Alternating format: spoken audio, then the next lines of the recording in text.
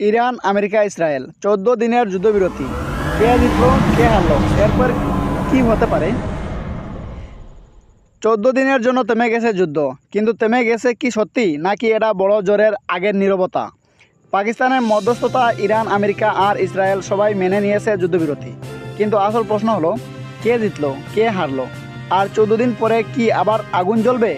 আজকের ভিডিওতে সব কিছু জানবেন একদম সহজ ভাষায়। এই যুদ্ধ হঠাৎ করে শুরু হয়নি। অনেক দিন ধরেই ইরান মধ্যপ্রাচ্য তার শক্তি বাড়াচ্ছিল, আর ইসরায়েল এটাকে সরাসরি হুমকি হিসেবে দেখছে।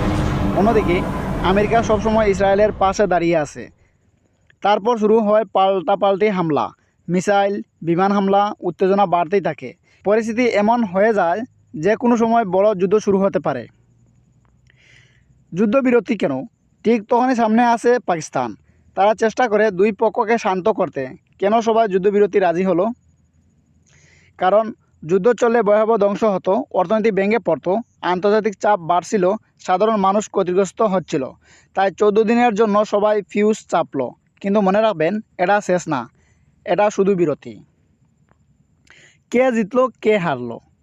সত্যি কথা বলতে এই যুদ্ধে কোনো পরিষ্কার বিজয়ী নেই।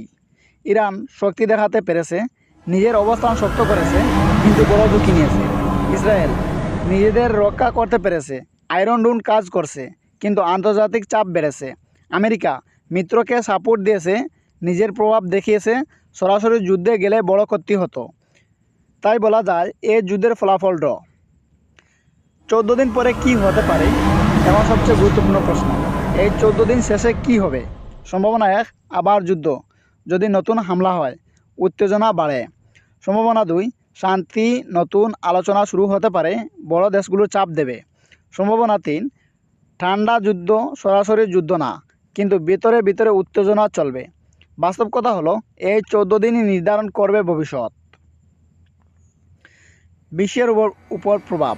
এই সংঘর্ষ শুধু ওই অঞ্চলে সীমাবদ্ধ না, এর প্রভাব পড়বে পুরো বিশ্বে।